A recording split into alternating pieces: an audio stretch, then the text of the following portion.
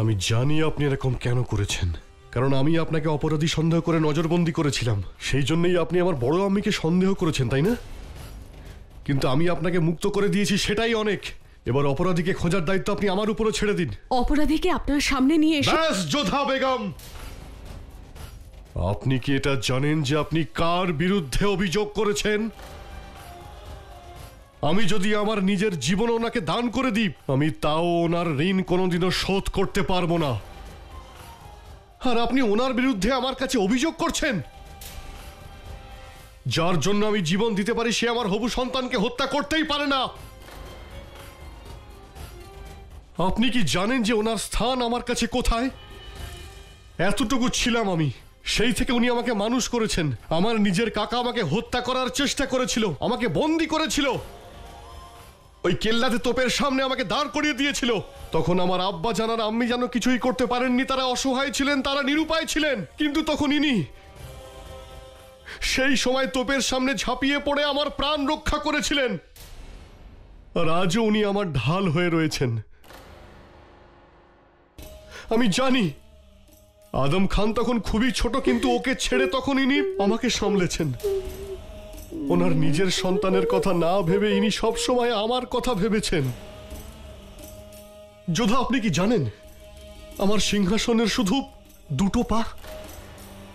একজন ছিলেন আমার খান বাবা, আর দ্বিতীয় আমার এই বড় আম্মি।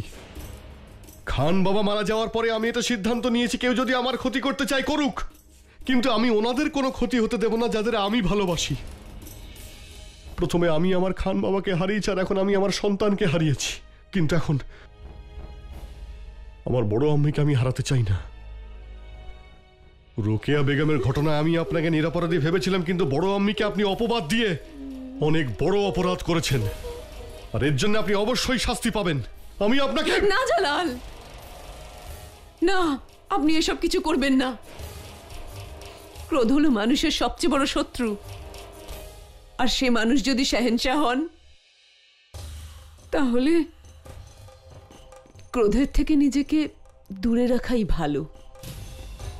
কেন কি জালাল, ক্রোধ শাহেনশাহর সিদ্ধান্ত নেওয়ার ক্ষমতাকে শেষ করে দেয়।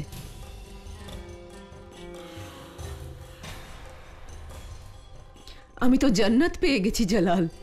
আমার ওপর আপনার আস্থা দেখে অনেক শান্তি পেয়েছি। অভিযোগ যে কেউ করতে পারে, সন্দেহের আঙুল যে কেউ দেখাতে পারে, কিন্তু গর্ব হচ্ছে আমার এই সন্তানের ওপরে, যে যা কিছুই বলুক না কেন, ও নিজের বড় আম্মিকে কখনো সন্দেহ করবে না।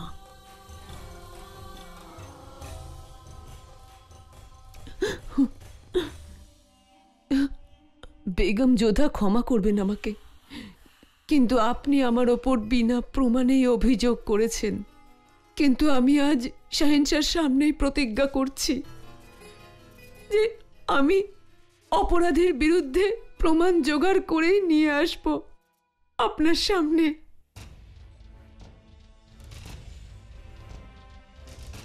আপনার ভাগ্য ভালো যোধা বেগম যে বড় আম্মি আজ আপনার প্রাণ রক্ষা করেছে, না হলে আজকে জালালের হাত থেকে আপনাকে কেউ বাঁচাতে পারতো না যোধা।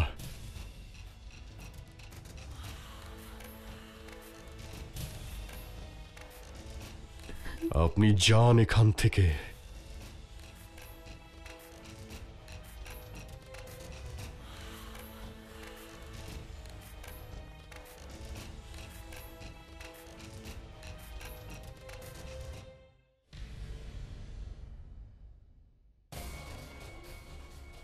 শান্ত হও যোধা, তোমারই বা কি দরকার ছিল কোনো প্রমাণ ছাড়া শাহেনশাহর কাছে যাওয়ার?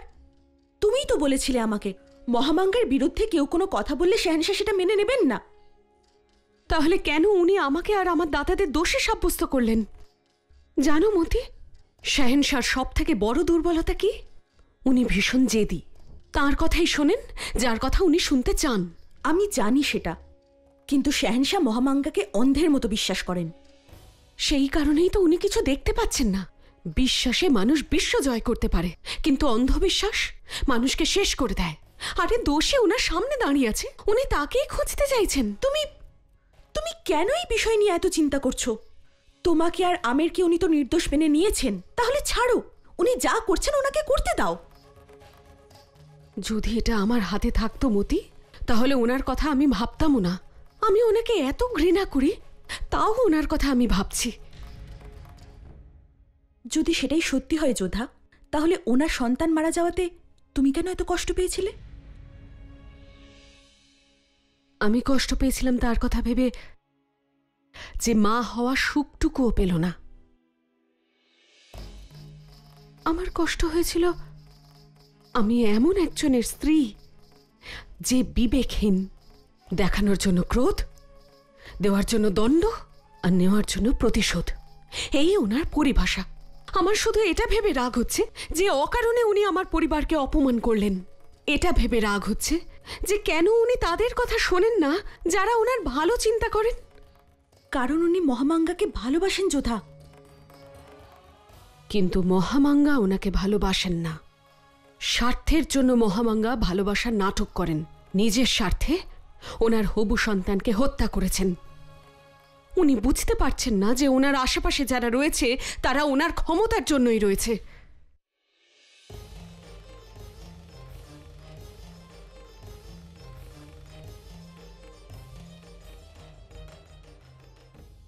এটা আপনি ভালো করলেন না যোধা বেগম।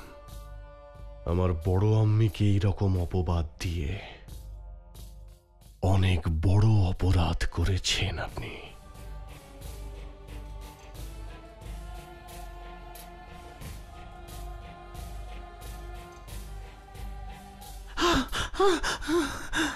কি হলো রেশম, ভয় পেয়ে আছো কেন? এই খবরটা জানবার পর শুধু আমি কেন, সন্দেহের তালিকায় যে কেউ আসতে পারে ওয়াজির আলিয়া। এখন তো আপনাকেও আমার ভয় হচ্ছে। হতেই হবে রেশম, ভয় পাওয়াটা সব ক্ষেত্রেই ভালো। আর ভয় পেলেই তো মানুষ সামনের দিকে এগিয়ে যায়। ওয়াজির আলিয়া, কিন্তু আজ পর্যন্ত শাহেনশার গর্ভবতী বেগমদের বাচ্চাদের জীবন আপনি আমাকে দিয়ে নষ্ট করিয়েছেন, কিন্তু এবার কেন বিশ্বাস করলেন না? আপনি আমাকেও লুকিয়েছেন। যদি বিশ্বাসের কথা বলো, আমি এখনো তোমাকে বিশ্বাস করি। তাই তোমাকে রহস্যের কথা এখন বলছি, যা আমি আদম খানকেও জানাইনি। এবার তোমায় বিশ্বাস করতে হবে যে আমি তোমাকে কতটা বিশ্বাস করি। আর সব কিছুর একটা সঠিক সময় হয় রেশম। ভুল সময় বলা সব কথা সবসময় ভুলই হয় রেশম। আর এইবার আমি কোনো ভুল করতে চাইনি রেশম। হুজুর, এই কথা তো যোধা বেগম জেনে গেছেন। উনি তো কাউকে ভয়ও পান না, এমনকি আমাদের শাহেনশাকেও না। ওনার কিছু করবার আগেই আপনাকে কিছু করতেই হবে। আমার মনে হয় আপনার কোথাও দূরে চলে যাওয়া উচিত ওয়াজির আলিয়া। ঠিক বলছো তুমি রেশম, কিছু তো ব্যবস্থা আমাকে করতেই হবে। এখন আমাকে কি করতে হবে সেটা আমি নিজেই ভাববো। আর তুমি আমার জন্য শরবত নিয়ে আসো।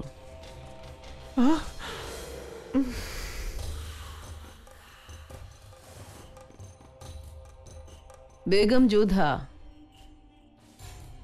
রাজনীতিতে তুমি এখনো শিশু আর আমি অভিজ্ঞ। আপনার প্রথম চালেই আমি আপনাকে খুব সহজেই মাত দিয়েছি, আর এরপর কোনো সুযোগ আমি দেব না আপনাকে, যাতে আপনি আবার না অন্য কোনো চাল চালতে পারেন।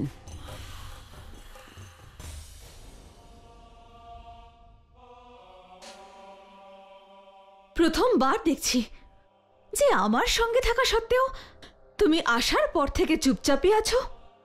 মনে হচ্ছে হত্যাকারীর খুব কাছেই চলে এসেছো।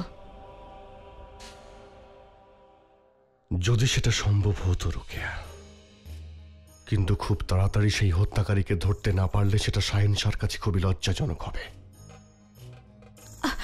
তুমি নিজেকে নিজে দোষারোপ করো না জালাল। হত্যাকারীকে এখনো পর্যন্ত ধরা যায়নি, তো তাতে তোমার কোনো ভুল নেই। ভুলটা আমারই রোকেয়া। আমি যোধা বেগমকে মুক্ত করে খুব ভুল করেছি। মানে এটাই রোকেয়া যে ও শাহেনশার সমস্ত শক্তি নষ্ট করার চেষ্টা করছে, কিন্তু পারছে না। সেই জন্য তাদেরই লক্ষ্য করছে যারা আমার হৃদয়ের সবচেয়ে কাছে আছে।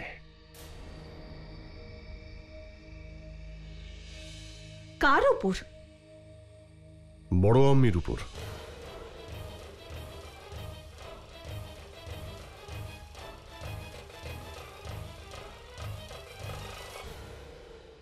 আমি কোনোদিন স্বপ্নেও ভাবিনি যে যোধা বেগম বড় আম্মিকে অপবাদ দেবেন। কিন্তু কিসের ভিত্তিতে বেগম যোধা এই দাবি করছে যে এই ষড়যন্ত্র বড় আম্মি করেছেন? রোকেয়া, উনি কোনো প্রমাণ ছাড়াই বড় আম্মির বিরুদ্ধে অভিযোগ করেছেন। খুব ভুল করেছেন যোধা বেগম। বড় আম্মি কতটা কষ্ট পেয়েছেন সেটা ভেবে আমার খুবই খারাপ লাগছে।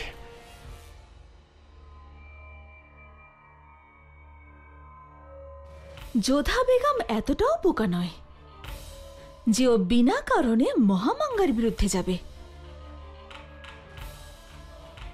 ও এমন কি জানতে পেরে গেছে যে ওনার দিকে আঙুল তুলছে, যার উপর শেহেনশাহ উঁচু গলায় কথা বলে না? কি হতে পারে এমন?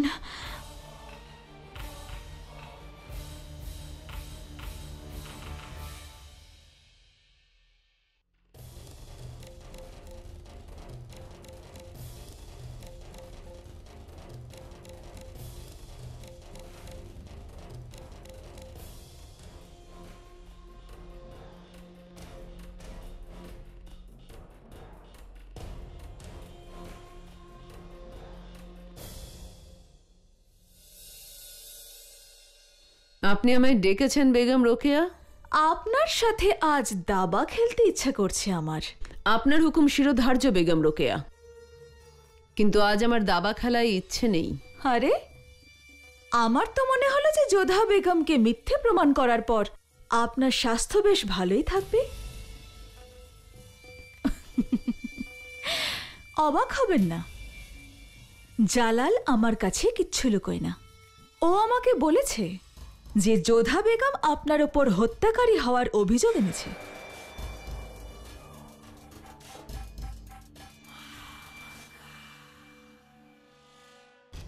আপনার কি মনে হচ্ছে? আমার কথা ছাড়ুন, গুরুত্বপূর্ণ এটা যে জালালের কি মনে হয়। জালালের প্রাণ 3টি স্তম্ভের ওপর নির্ভর করছে: বেগম হামিদা বানু, আমি, আর ওর বড় আম্মি মানে আপনি। যদি ওপরওয়ালাও এসে বলেন তবুও জালাল আমাদের ওপর সন্দেহ করবে না। ও যোধা বেগমের কথা শোনেনি, এই কাজটা ভালোই করেছে।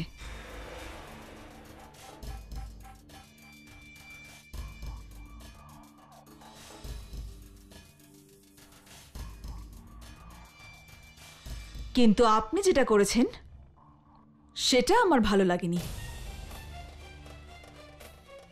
এমন আমি কি করলাম যা বেগম রোকেয়ার ভালো লাগেনি?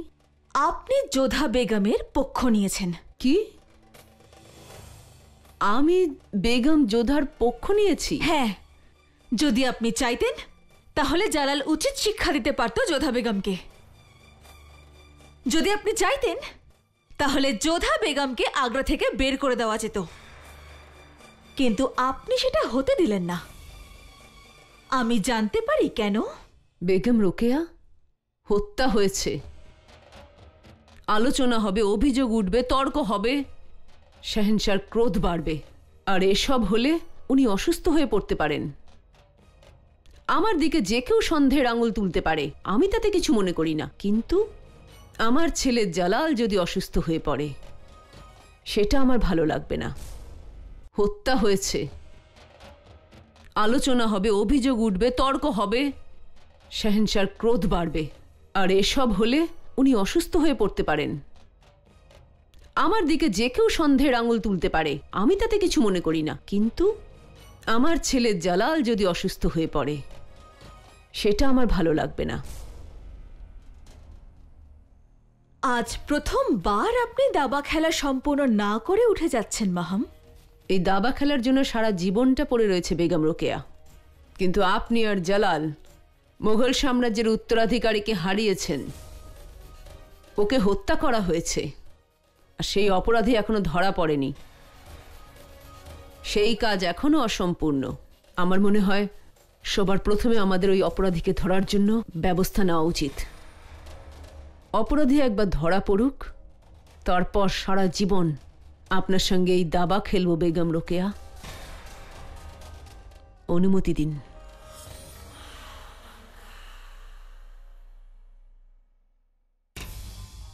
আপনার আচরণ দেখে তো মনে হচ্ছে না যে আপনি এই জঘন্য কাজটা করতে পারেন, যে অভিযোগ যোধা বেগম আপনার উপর এনেছে।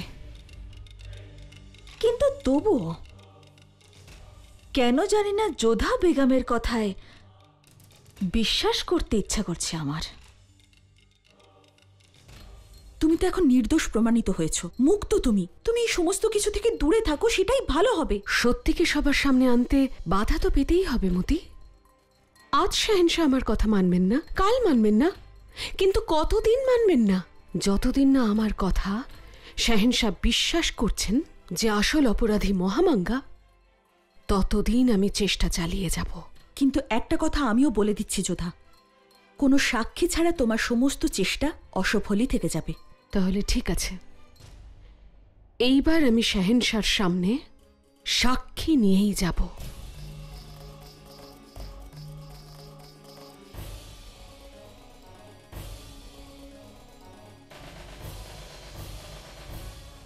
সামনে কোথাও মুঘলরা নিশ্চয়ই ঘাঁটি গেড়েছে, আর গুপ্তচরদের বলে দিন এগিয়ে গিয়ে খোঁজ নিক।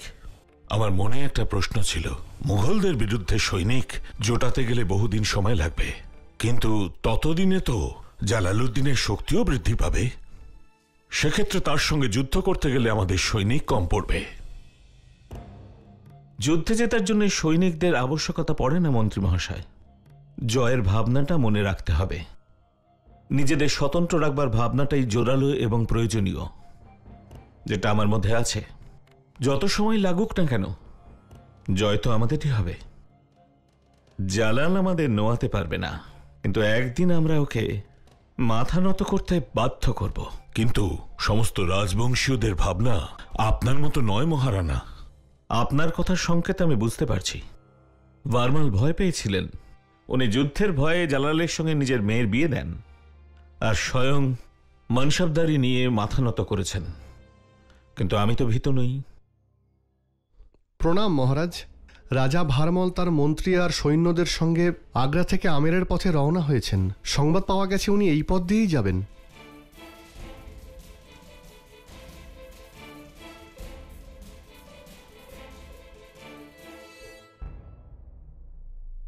শাহেনশাহ জয় হোক।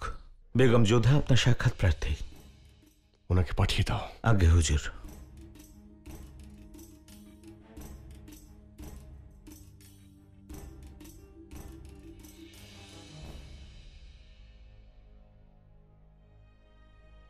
একটা কথা আপনি জেনে রাখুন, যোধা বেগম বড় আম্মির বিরুদ্ধে আপনি যদি আর কোনো অভিযোগ আমার কাছে করেন, তাহলে এর জন্য আপনি কঠিন শাস্তি পাবেন।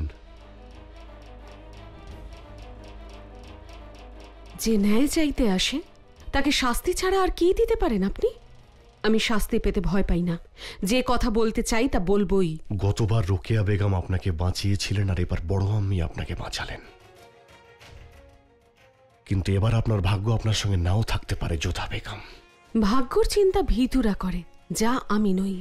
আপনি বলেছিলেন না যে বিনা সাক্ষীতে আমি যেন আপনার কাছে না আসি? তাহলে এবার আমি আপনার সামনে সাক্ষীকে হাজির করতে চাই।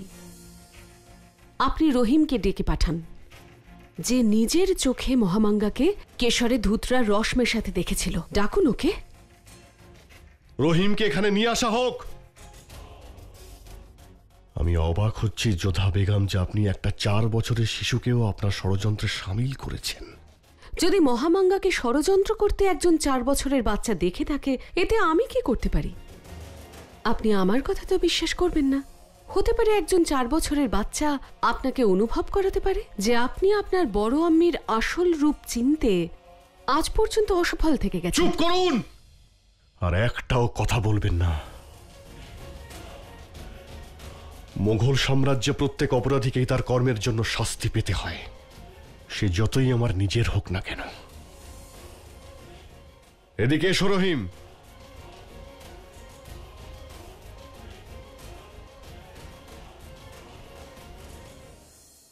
দেখো রহিম, সেদিন তুমি ডিব্বার বিষয়ে যা কিছু আমায় বলেছিলে তা শাহেনশাহকে বলে দাও।